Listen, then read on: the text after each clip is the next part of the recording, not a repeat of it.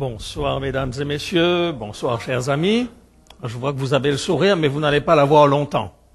Ce soir, comme vous pourrez le voir dans quelques instants sur l'écran, le thème que nous allons aborder, âme sensible, s'abstenir. Ce soir, nous allons parler de l'une des plus grandes supercheries de l'histoire. Si c'est la première fois que vous en entendez parler, ce que je vais dire va vous bouleverser dans vos convictions les plus profondes et vous empêcher de dormir. Alors, il est encore temps. Si vous êtes dans l'un de nos nombreux sites de retransmission, il est encore temps de remettre votre chapeau et de sortir sur la pointe des pieds. Si vous êtes devant votre ordinateur, il vous suffit d'appuyer sur l'icône « Fermez » et d'aller au lit paisiblement. Pour vous qui êtes avec nous ici dans cette salle ce soir, nous avons prévu des secouristes pour vous ranimer si vous tenez à rester jusqu'au bout. Mais vous ne pourrez pas me reprocher de ne vous avoir pas averti. Le jour anniversaire de ma femme est le 4 novembre. Or, le 11 novembre, seulement 6 jours après son anniversaire, c'est un jour de congé au Canada, jour du souvenir. En conséquence, j'ai décidé qu'à partir de maintenant, la fête d'Élisabeth serait le 11 novembre au lieu du 4.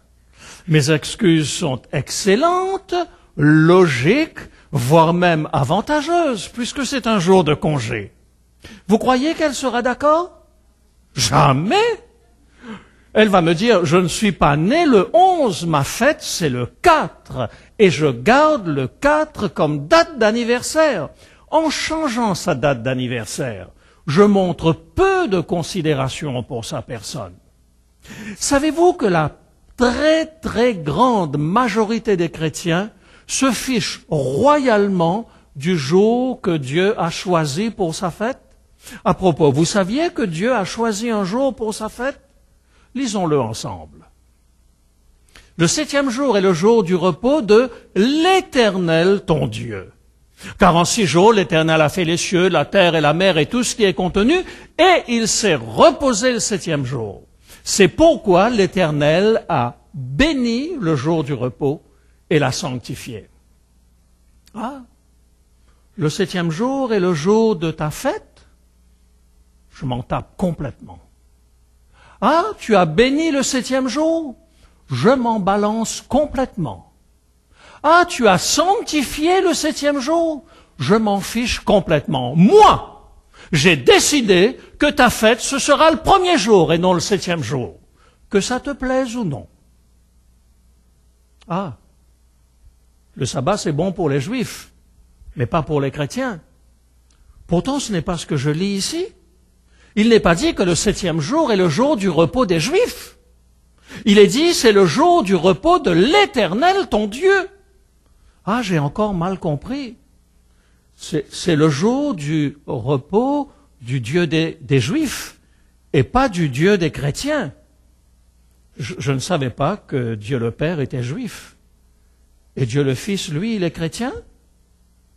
Mais vous êtes des théologiens extraordinaires.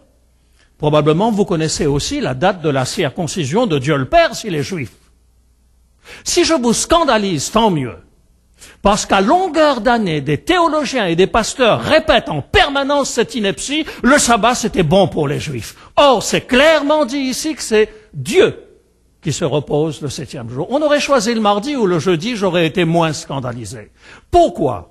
Parce que le Dieu des Juifs, Dieu le Père, avait pris la précaution de préciser que tout ce qui est en rapport avec l'adoration du soleil devait être strictement interdit. Regardez ce qu'il dit. Veille sur ton âme de peur que levant tes yeux vers le ciel et voyant le soleil, la lune et les étoiles, toute l'armée des cieux, tu ne sois entraîné à te prosterner en leur présence et à leur rendre un culte. Ce sont des choses que l'Éternel, ton Dieu, a données en partage à tous les peuples sous le ciel tout entier. Mais vous, l'Éternel, vous a pris et vous a fait sortir de la fournaise de fer de l'Égypte afin que vous fussiez un peuple qui lui appartient en propre comme vous l'êtes aujourd'hui. C'est si vrai que Dieu donnera des consignes précises à Moïse pour que l'orientation du sanctuaire et plus tard le temple de Jérusalem soit construit ouvert vers l'est afin que les adorateurs de Dieu ne confondent pas l'adoration du vrai Dieu avec l'adoration du soleil. Malgré toutes ces précautions, Israël est tombé dans le piège. Et il me conduisait à l'entrée de la porte de la maison de l'Éternel du côté du septentrion.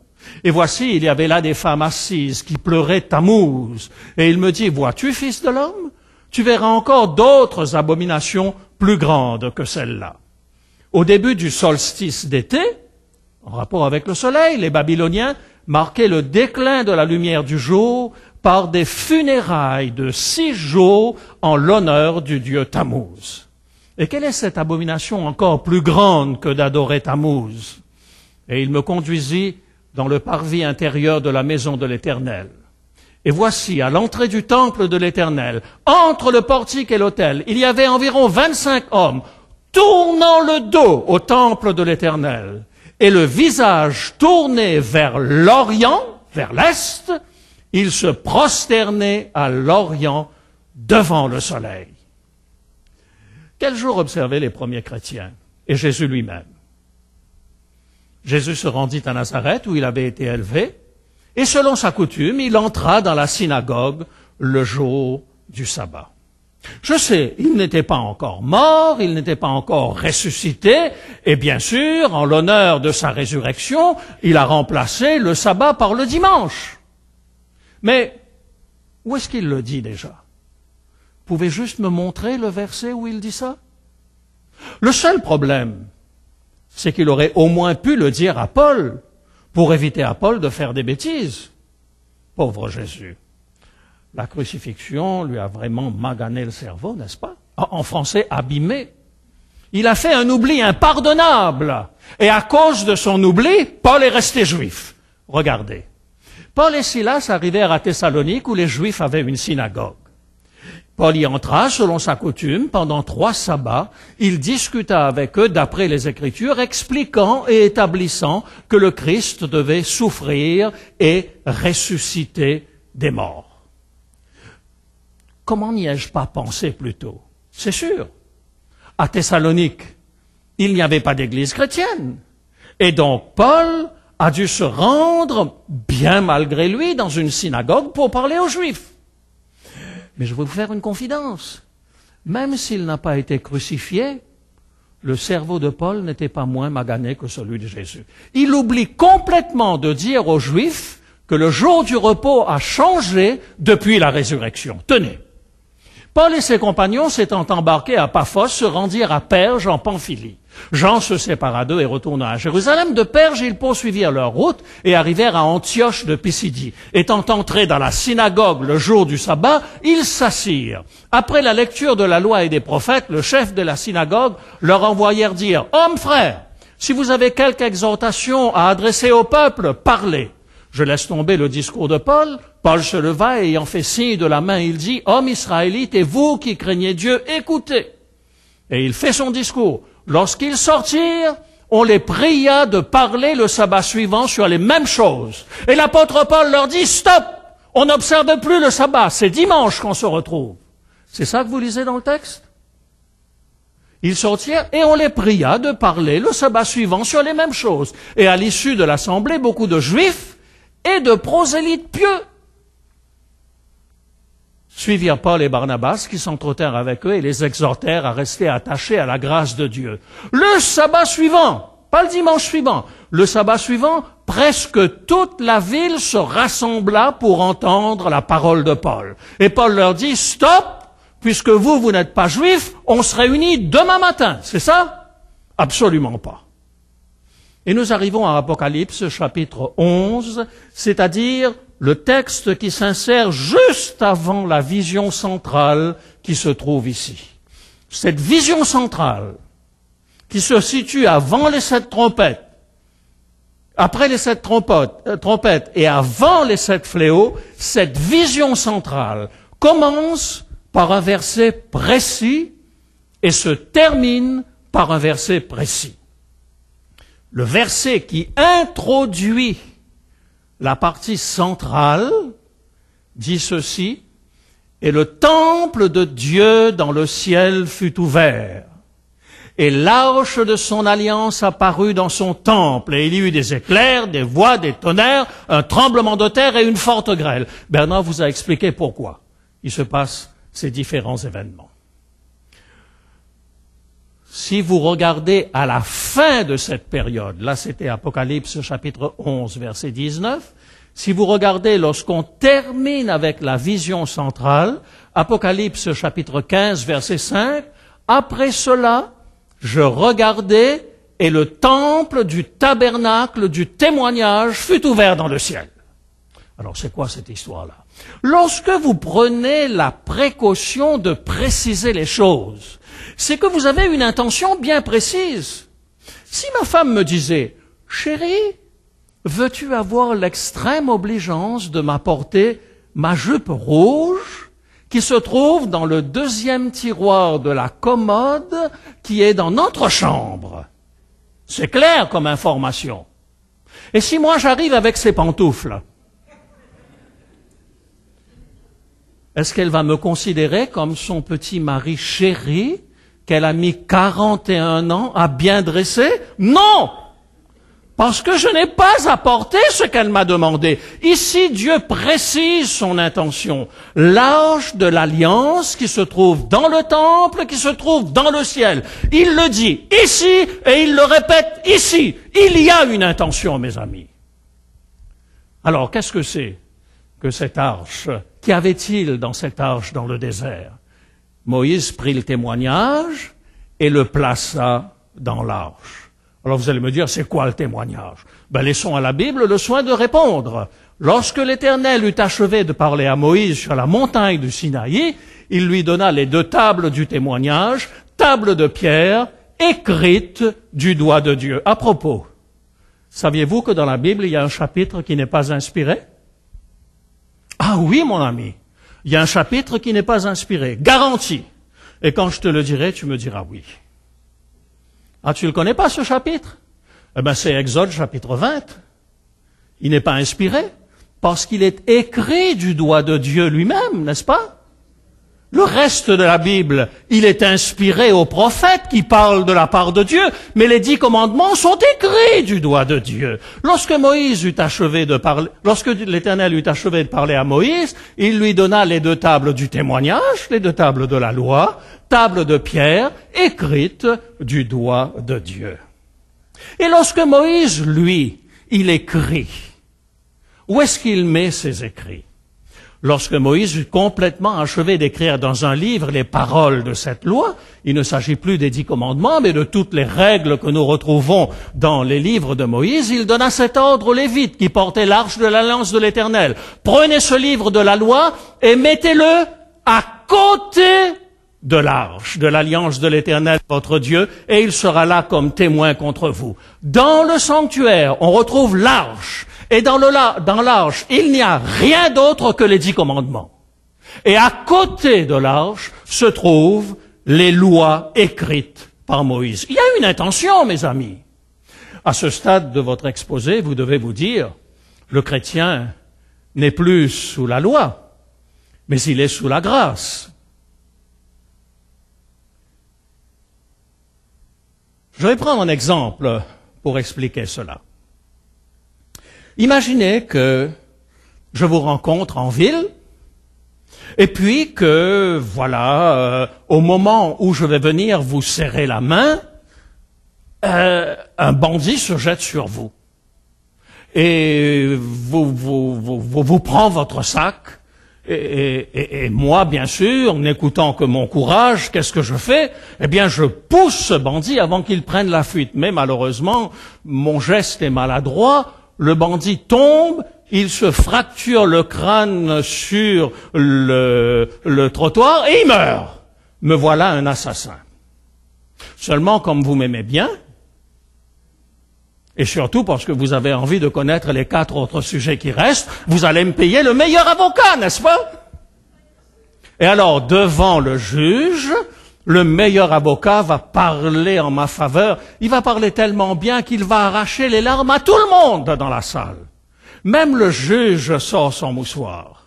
Et à ce moment-là, il fait tomber son gros marteau et il dit, « Je vous fais grâce. Me voilà maintenant sous la grâce, n'est-ce pas? Je ne suis plus sous la loi, je suis sous la grâce. Je sors du tribunal et je vois quelqu'un qui a une tête qui ne me revient pas. Puisque je ne suis plus sous la loi et que je suis sous la grâce, je l'étrangle.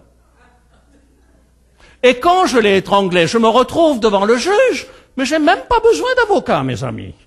Parce que de toute manière, quand le juge va me dire « Vous êtes accusé d'avoir étranglé un homme parce qu'il avait une tête qui vous ne revenait pas », je dirai au juge « Monsieur le juge, je suis sous la grâce, vous pouvez rien me faire. » Vous croyez que ça marche comme ça?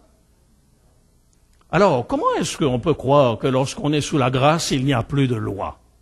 Sans la loi, il n'y a pas de transgression. Et sans transgression, il n'y a pas de jugement. Selon quelle norme Dieu va-t-il juger la terre? Il le dit clairement, selon la loi des 10 commandements, ils apparaissent au début et à la fin de la phase centrale du livre de l'Apocalypse. Bernard a raison de dire, le livre de l'Apocalypse est vraiment un livre de théologie. Savez-vous qui a décidé de changer le sabbat en dimanche? C'est même pas un chrétien. C'est un empereur païen qui d'ailleurs s'est fait baptiser le jour de sa mort sur son lit de mort. La religion personnelle de Constantin était un mélange de culte de Mithra et de christianisme. Selon Eusèbe, son biographe chrétien, il enseigna à ses armées à honorer avec zèle le dimanche, en s'y référant comme le jour de la lumière et du soleil. Vous faites le rapport maintenant? Une terminologie incontestablement païenne. Sunday, c'est le jour du soleil. Le dimanche, qui ne fut à ses débuts qu'un jour de célébration, est devenu, à cause de l'empereur Constantin, un jour obligatoire de repos.